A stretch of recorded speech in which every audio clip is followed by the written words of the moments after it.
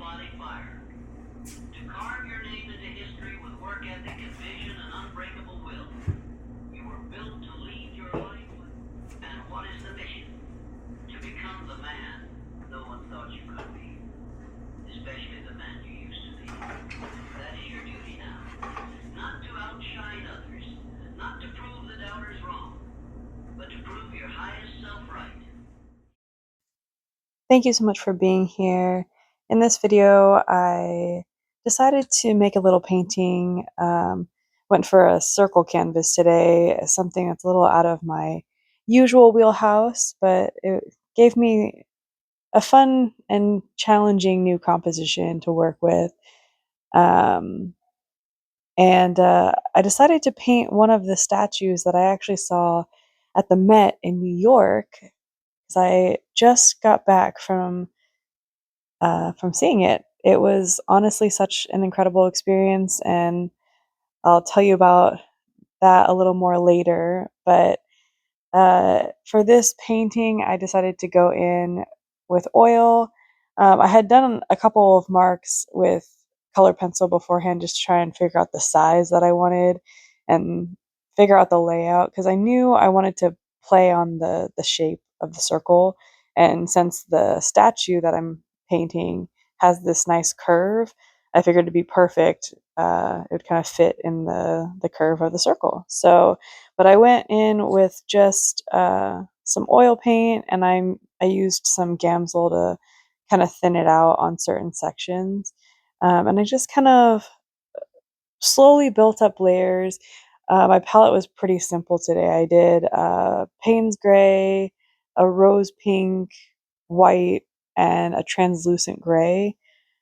And I think it's such a pretty palette, honestly. Like a pretty soft, neutral, kind of rosy palette. So, but you'll have to let me know what you think down in the comments. I think it's going pretty well so far. I really like this circle composition that I have going on here. I don't do circles very often. It's pretty rare, but I had a couple of these wooden circles, so I figured, heck, let's try something new. But now I'm struggling to focus because I'm feeling really hungry, so I need to go and get something because my fridge is currently empty. Like, actually, though. I have miso soup and these like noodle things, and then sparkling water and coffee. I need to go grocery shopping, but that sounds like a later Sam problem. And I have a gift card for Starbucks. I don't ever think about going there really. And honestly, whenever I get gift cards, I save them and then I use them for food. Got the goods. Got a strawberry mango something. I was gonna get a wrap, but they were all out, so I got a sandwich. So I just parked because I'm so hungry. I live literally like across the street, but I figured I would sit and have a little car picnic, a little chat, and tell you guys about my trip to the. Oh my god, that was so spicy. I figured I could sit here and tell you guys about my trip to New York and to the Met and Central Park. I feel like I've been putting off doing a trip to New York for a while now, just because I had kind of like a preconceived notion of it, and I really thought like I wouldn't like New York. And there's definitely things about New York that I am not sure about, but I'm so happy I finally went, and I had such an amazing time, like genuinely such an amazing time. So I got to meet up with a friend of mine who is from New York and kind of knows their way around pretty well. And we first went, well, first we went and got food, just like something simple, cheap. And then we walked through Central Park, and it's so funny because when, like, it really is just like a big park, but like, it's beautiful, and it's like, when I say a big park, big is not the right word. It's enormous. We didn't even see like, we didn't even see half of it. Like, it's so big. Ooh, that's good. Really sweet though. Anyway, so yeah, we didn't even see half of it. When we were walking through though, the first thing I thought was actually kind of funny. If you've seen the show Central Park by the creators of Bob's Burgers, the like intro of the first episode, um, it just kind of like it starts in Central Park, and then the main uh, narrator guy, he's like talking about Central Park, and I feel like when I was walking through, I was like, oh my god, it literally looks just like that, and that's an animated show. um, it's silly that that's the frame of reference that I had for it, but yeah. Anyway, it's a huge park. It's beautiful. And there's so much going on, like so much random stuff going on. There's like dogs everywhere. There's people that are like sunbathing and doing yoga and like all kinds of stuff. Like it's so random. And then while we were walking through, we came across this. Oh, and also there's like statues and different things too. But and horses with carriages, and yeah, there's all kinds of stuff. It's really fun. But we came to this one area, and there were this like there's this jazz band playing, and so we stopped for a bit and we're playing, or we were stopped for a bit and we watched them play, and I got to give them a tip, and it was really fun, and it just felt, I don't know, it was a really fun experience. It's funny how like simple things really can just kind of make an experience what it is, just all the little stuff. We saw this dog in a like sidecar. This guy had this like motorbike thing and he had the sidecar with dog. It's really funny. Um, and then so we walked through, and then we um, exited out and walked along the street for the rest of the way to get to the Met. And like the Met itself, like before you even get inside, the building is this massive, beautiful building. And the day we were there, the sky was like, it was a perfect sky. It was perfect weather. It was just, it was like it was all meant to be. It was crazy. Um, and so anyway, so we like we're outside. I was taking pictures for it, and I was like kind of tearing up because I was so excited to be there, and so like it felt kind of surreal to be there. Um, but yeah, so we went in, we were kind of walking through, we were looking at all like the ginormous paintings that they have there. Like just the scale of everything is insane. And then we got to the part that like the section that I was like really excited about, because we kind of just like picked a few sections because we knew we weren't going to be able to make it to everything. Because we got there, I think, I want to say it was probably after 2 p.m. when we got there, and it was one of the days where it closes earlier, so it closed at 5. And so we were like, all right, we have to pick a couple things that we like most want to see, and then we'll plan to come back.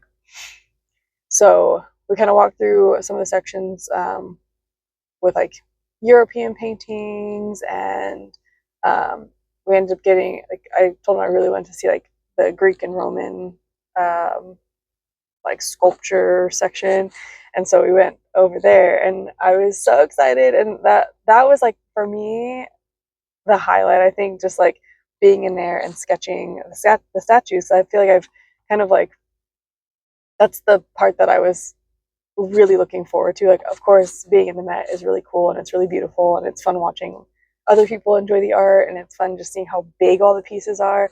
But I was so excited to try sketching the statues, and I was kind of internally laughing at myself because I was so nervous to be sketching in public that my hands were shaking. And by the time we left the Met, my arms were so sore from trying to stabilize myself, and like from bracing onto my sketchbook as I was sketching. But it was so fun. It was so surreal, and honestly, like just what a cool experience. I feel really grateful that I got to go and see it, and that I had someone to come with me and kind of experience it with me. And it's funny because for him, he grew up in New York, and I guess the Met is a place that they typically go to for school field trips and that kind of thing. So it's a place he's been many times over, but he said it was fun coming back and like experiencing it like as an adult and with a friend. So it was cool. It was really fun. And I definitely plan to go back and see more of it and sketch again and that whole thing. but it was so much fun. Like it was just such a cool experience. Your aura and your energy and your mindset really does change things, I think, you know? Because like I said before, I was just very bitter about New York and I had this like preconceived notion about it.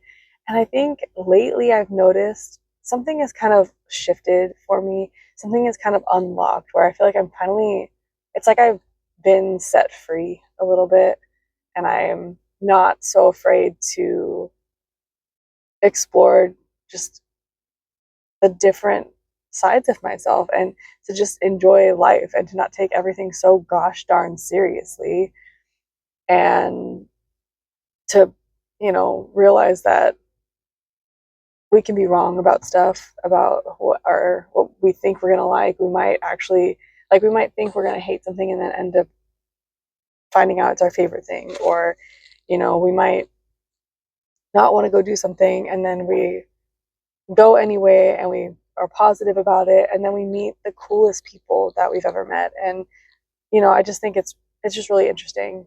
I had a moment and I almost wish I could, like, I wish I had a video or something. Like, I just want to bottle the moment so I can keep it forever.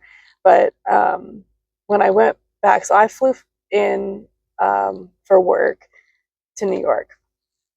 And for those of you who for those of you who don't know, I'm a flight attendant, so you know I'm flying in and out of places all the time. But the one of the crew members that I flew with, he actually was not originally assigned to that trip, and he last minute got pulled. And we like I can't imagine that trip with anybody else. Like he was so awesome, and I think you know like we were just like instant besties. We were just instant besties, and we just had such a good time together. And on the way back to, so we got to the airport in the JFK airport where we get dropped off. It's like it's kind of a hike. It's a pretty long walk to get to the gate where our plane was. But we were both just like we were like, man, we're so tired and whatever. And then like we were laughing because they're playing all these fun, you know, throwback songs, and they start playing "Love Song" by Sarah Bareilles, and we like literally just started having like a jam sesh together to it. And I am not somebody who can just sing in front of anybody or sing in public, but or at least that's like what I have always said, you know, and what I've always believed. But I was like singing in the airport, we're dancing and walking through together. And it's funny because we were just giggling and just, it was just such a moment. It was like we were both just like I can't even explain it. It was like an out of body experience almost because it was so out of character for me, but it was so fun. And it was just like we were just both there. Like we were so present and so in the moment. And normally I would have been so embarrassed by that, but I wasn't. I was having a good time and I was just enjoying that moment. And it was really funny because these people, you know, we were giggling because the song ended and we were on the escalator just like kind of like laughing at each other and stuff. And this lady comes up around us and she was like, oh my god, you guys are so cute. And and I feel like, you know, it made me realize all the times that we hold ourselves back, all the times in the past that I've held myself back. Not only does it take joy and life out of your experience and out of your life, but it also is not giving that joy to other people, you know? I mean, because had I been in my head and not been able to enjoy that moment, like I just feel like I realized other people were seeing us experience that joy and it brought them joy too. And I think sometimes, at least for me, I've always been so afraid to like act out of character or act out of turn or like just inconvenience people or misbehave or like it's like I had this very rigid set of rules that I was so worried about adhering to. And I was so worried about getting in trouble and so worried about, you know, disrupting the environment around me. But I feel like if we're operating out of joy and kindness and just our humanity, there's nothing wrong with that. Like I don't, it's just so funny to me. And I used to always be afraid that if I started to feel too much happiness, that it was only a matter of time before it would like crash and burn and I would fall back and that sort of thing. But now I'm starting to realize that we choose every moment. Like you always like, and we'll like, you know, as a person, we're going to have emotions that come up and we're going to have reactions to things. But if I consciously make the choice to build into a stronger and more confident and better version of myself, and I choose to live in a way that feels good and that brings me joy and contentment and fulfillment, then it's not going to be a ticking time bomb because I'm not relying on something outside of myself to bring me joy, which I think is what I was doing in the past. I was, you know, just hoping eventually something good would happen that would make me happy rather than curating and manifesting and bringing the joy and the light and the happiness from inside myself and making that, you know, because if you're always waiting for external validation or external happiness or external um, like purpose or like just looking outside of yourself for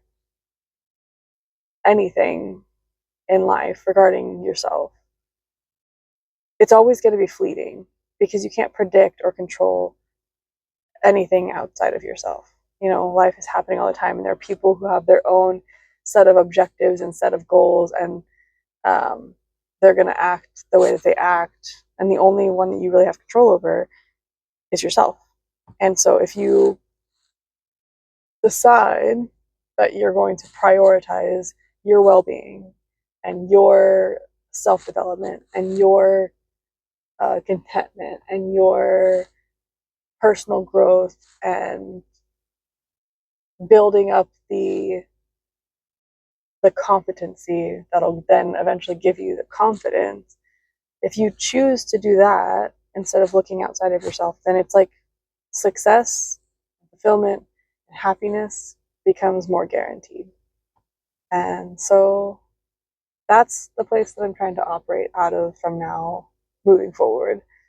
Um, so yeah, that was just like I feel like that moment in the airport, like going through and just having that like happy moment and that, you know, the very like, I just was like so in the moment.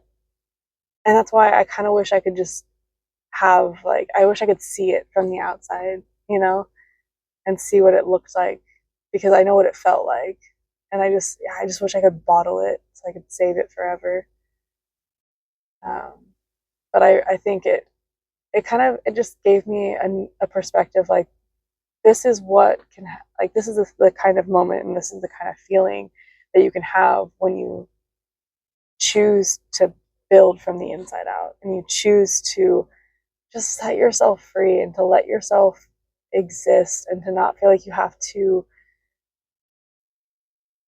adhere to an invisible set of rules or put parameters on who you should be or how you should act. I mean, obviously, you know, we should all be striving to be a good, strong, better version of ourselves and a version of ourselves that's kind to others, but not, you know, discrediting our own selves or not forgetting to be kind to ourselves. Um, but I just, yeah, I feel like this is, it feels like I'm finally moving in a good direction. And I hope that I can continue. And I hope that eventually it'll give other people the permission to set themselves free and to stop worrying so much about how they should be or what it should look like or how it should feel.